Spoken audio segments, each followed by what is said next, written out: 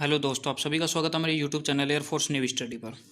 तो देखिए, आपको नेवी एमआर का जनरल साइंस है, जिसमें आपको एक अच्छे फैक्ट के अनुसार समझाया जा रहा है, जिसमें पहला आपका मात्रा का चैप्टर अच्छी तरीके से समझाया गया है बेसिक से, और दूसरा चैप्टर है वो आपको देख सकते हैं कि आपको एक अच्छे वे में कार्य शक्ति ऊर्जा का अच्छी तरीके से समझाया गया है, कैसे क्वेश्चन आते हैं, सब चीज़ों को डिस्कस किया गया है। अब यहाँ नेवी एमआर का जनरल साइंस का 0420 बैच स्टार्ट है। गुरुत्वाकर्षण का आज का हमारे चैप्टर है, और पहले की जो दो वीडियो आपने नहीं दिखे तो उनका लिंक आपको डिस्क्रिप्शन में मिल जाएगा। दोनों चैप्टरों की वीडियो है वहाँ पर आपको अवेलेबल है डिस्क्रिप्शन में। और साथ ही साथ इनके जो आपको पीडीएफ है वो भी मुफ्त में दिया जाते हैं। जैसे आपका चैप्टर क्लियर हो जाता है, पूरा पीडीएफ एक साथ मिल जाता है टेलीग्राम लिंक पर। तो आज है हमारा चैप्टर गुरुत्वाकर्षण। गुरुत्वाकर्षण क्या होता है आप ये समझेंगे और इसके बारे में डिस्कशन करेंगे। ठीक है, तो यहाँ पर देखिए, सबसे पहले गुरुत्वाकर्षण क्या होता है। ठीक है, गुरुत्वाकर्षण का कारण क्या है, क्या चीज़ें होती है, ये सभी हम डिस्कशन करेंगे। तो सबसे पहले हम गुरुत्वाकर्षण के बारे में थोड़ा सा मैं बात कर देता हूँ। यदि किसी वस्तु का यदि द्रव्यमान होता है ना, तो उसके पास गुरुत्वाकर्षण होता है। ये फैक्ट सबसे पहले आपको ध्यान रखना है। ठीक है, यदि किसी वस्तु के पास यदि द्रव्यमान है तो वो गुरुत्वाकर्षण रखती है, ये बात आपको ध्यान रखना है। ठीक है, अब यहाँ पर क्या होता है कि हमारी पृथ्वी है, आप जानते हो, उसके पास द्रव्यमान उसका अत्यधिक है, बहुत ज़्यादा है, तो उसके पास भी क्या है, गुरुत्वाकर्षण है। और हमारे पास भी द्रव्यमान है, कोई भी वस्तु है तो उसके पास भी द्रव्यमान है, लेकिन वो छोटी है उस पृथ्वी की तुलना में, तो उसका जो गुरुत्वाकर्षण है, पृथ्वी के गुरुत्वाकर्षण ने कम होने के कारण जो हमारी वस्तु है वो हमेशा पृथ्वी की तरफ ही पड़ती है। यानी कि ध्यान रखना, जिस वस्तु के पास द्रव्यमान मिलता है उसके पास तो गुरुत्वाकर्षण मिलेगा। यानी कि नेवी एमआर में आपसे सवाल पूछा जा सकता है कि गुरुत्वाकर्षण का प्रमुख कारण या प्रमुख केंद्रण क्या है, जिससे कारण वस्तु में गुरुत्वाकर्षण माना जाता है, तो आप उसको कहेंगे वो मेन कारण क्या है, वस्तु में द्रव्यमान का होना। अब यहाँ पर देखिए, न्यूटन का गुरुत्वाकर्षण का नियम, ये बहुत ही ज़्यादा इंपॉर्टेंट है, आपको इसके बारे में थोड़ा सा ध्यान रखना है और इसको अच्छी तरह से क्लियर करना है।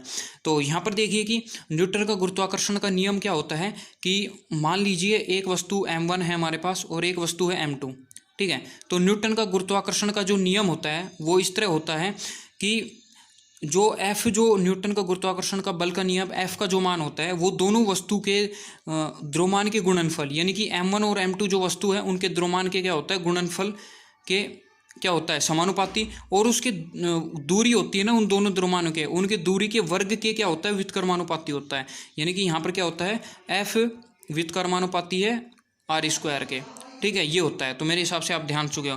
इससे जो हमारे पास सूत्र निकलता है उसके बारे में बात करें तो दोनों को मिलाने पर जो सूत्र बनता है, F समानुपाती होगा m1 m2 अपॉन r², जो कि समानुपाती चिन्ह हटाने के लिए हम कोई भी मान लेते हैं, तो k मान लेते हैं। तो हमारे पास जो होगा, F का एक नियतांक लेंगे तो k m1 m2 upon r² माना जाएगा। यानी कि आप ध्यान रखना कि F का जो मान, गुरुत्वाकर्षण बल का मान न्यूटन के अनुसार होगा m1 m2 अपॉन r² हो जाएगा। ये आपको ध्यान रखना है।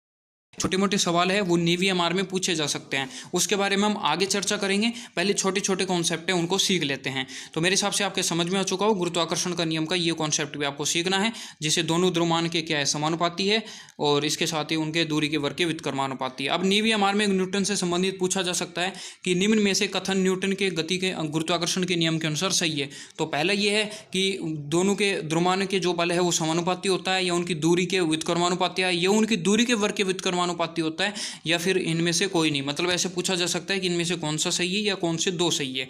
ये आपके नेवी एमआर में छोटे छोटे क्वेश्चन आते रहते हैं।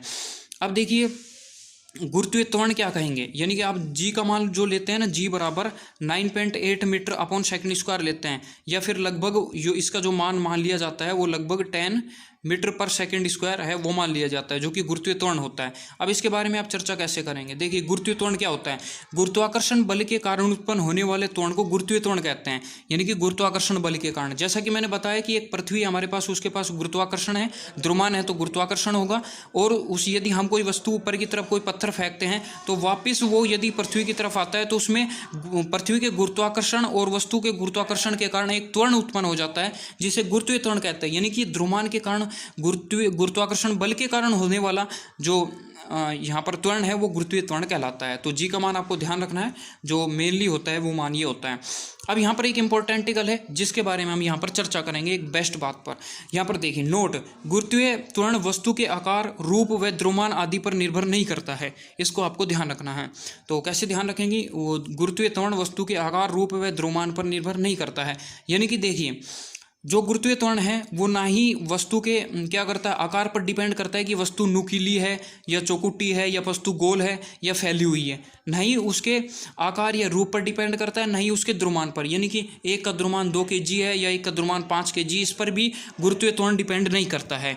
ठीक है, ये सब चीज़ें आप ध्यान रखना है। अब एक क्वेश्चन चलते हैं उसको थोड़ा सा करते हैं, ये हम समझेंगे इस मेथड को। देखिए, यदि एक पेन वह एक पत्थर को समान ऊंचाई की पहाड़ी से छोड़ा जाता है तो कौन सबसे पहले पृथ्वी पर पहुंचेगा। ये नेवी एमआर के एग्जाम में अब बहुत बार क्वेश्चन पूछा जाता है और बच्चे इसमें अटक जाते हैं। अब कहेंगे कि यहाँ पर तो पेन और पत्थर है तो हमारे भाई पत्थर पहले पहुंचेगा, तो यहाँ पर पत्थर पहले करके राजी हो जाएंगे कि हमारा सही है।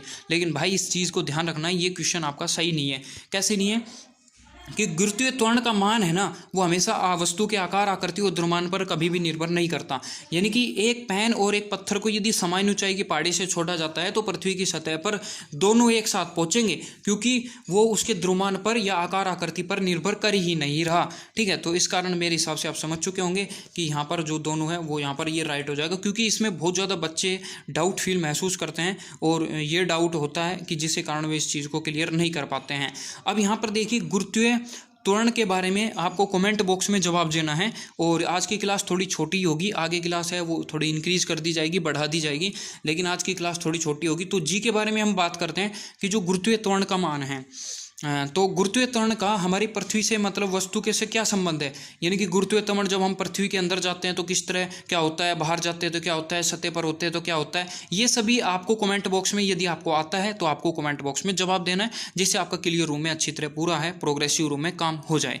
तो मेरे हिसाब से नेवी एमआर का ये बैच में ये पोर्शन आपको अच्छी तरह समझ में आया होगा कि गुरुत्वाकर्षण क्या होता है। जिस वस्तु के पास द्रव्यमान होता है उसके पास गुरुत्वाकर्षण होता है। डिपेंड करता है कि उस वस्तु का द्रव्यमान किसका ज़्यादा है और किसका कम है।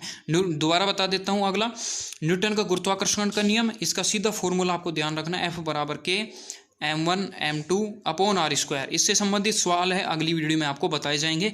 ठीक है, अगले देखिए यहाँ पर गुरुत्वीय त्वरण के बारे में कि इसकी परिभाषा क्या है और इसका मान क्या है, और इसके साथ ही आगे बात करें कि गुरुत्वीय त्वरण किस पर निर्भर करता है, किस पर निर्भर नहीं करता। और ये इंपॉर्टेंट सवाल है, पूरे का निचोड़ ये है। ऐसे सवाल नेवी एमआर में पूछे जाने लगे हैं, बच्चे गलती करते हैं, तो ध्यान रखना। मिलते हैं नेक्स्ट वीडियो में, तब तक के लिए जय हिंद जय भारत।